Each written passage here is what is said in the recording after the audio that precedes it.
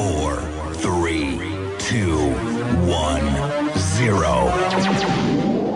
Si je fais quoi que ce soit, c'est la mise à pied. Alors piétinez-moi, allez-y. La vie tranchée, c'est mieux quand le micro est ouvert. La vie tranchée donc de Tarek Mami.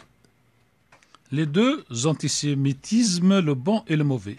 En France, sur les médias mainstream, mais aussi sur les réseaux sociaux, une bataille d'idées fait rage.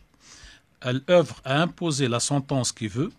D'une part, la France serait malade de l'antisionisme, donc de l'antisémitisme, ou l'inverse, comme dirait M. Valls, principalement du fait de musulmans en France, et d'autre part, le déni de l'existence de toute islamophobie ambiante, voire la négation pure et simple de la notion d'islamophobie.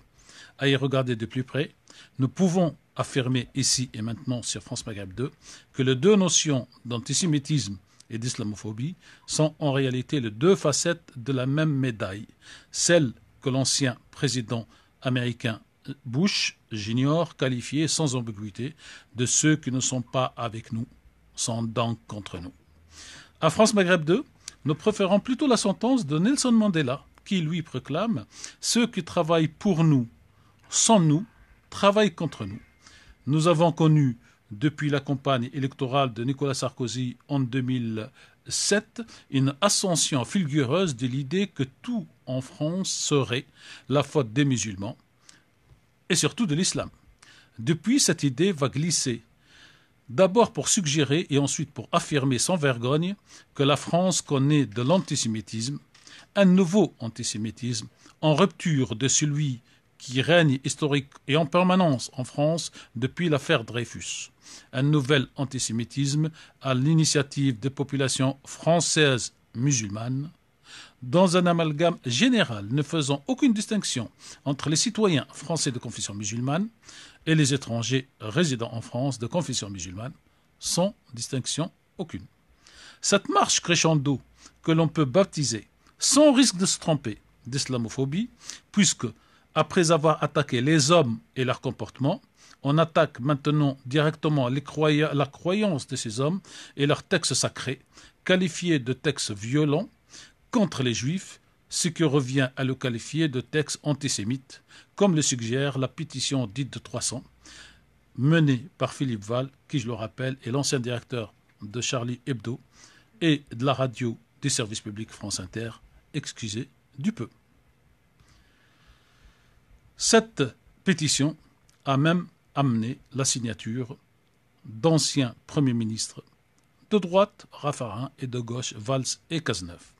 Quand on quitte la France et que l'on se penche sur le côté des États-Unis et d'Israël, on découvre que le phénomène est beaucoup plus complexe. Il a plusieurs facettes. On découvre qu'il y a d'une part le bon antisémitisme avéré à accepter et le mauvais qu'il faut dénoncer à longueur d'onde, d'écran et de papier.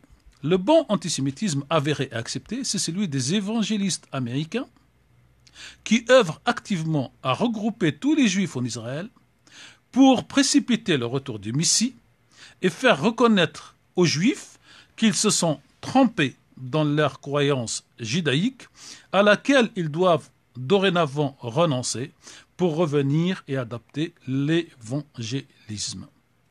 Cette action de ces évangélistes américains est une action active permanente. Elle a d'ores et déjà abouti à la reconnaissance de Al-Quds Jérusalem comme capitale d'Israël et au transfert de l'ambassade américaine de Tel Aviv à Al-Quds. Les évangélistes américains sont eux-mêmes de notoriété publique antisémite. Mais les Israéliens s'en foutent du moment que ces évangélistes les aident à conquérir la totalité des territoires palestiniens et à dire du mal de l'islam, c'est-à-dire en définitive des Palestiniens.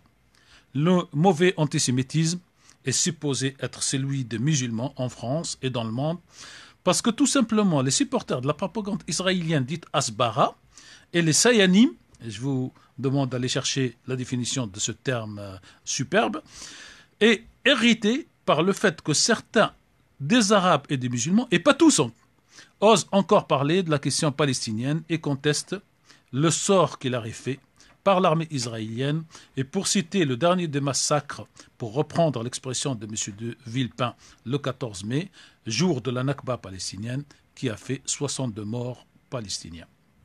Cette double lecture de l'antisémitisme, le bon et le mauvais, est clairement illustrée par la déclaration de Bernard Lewis, le spécialiste américain de l'islam, qui a le plus poussé à l'islamophobie, qui écrit, juste avant de mourir, « La vieille garde antisémite américaine est devenue l'ardente avocate d'Israël parce qu'elle est plus les Arabes et les musulmans que les Juifs. » Ainsi, pour Israël et ses supporters, il y a deux antisémitismes.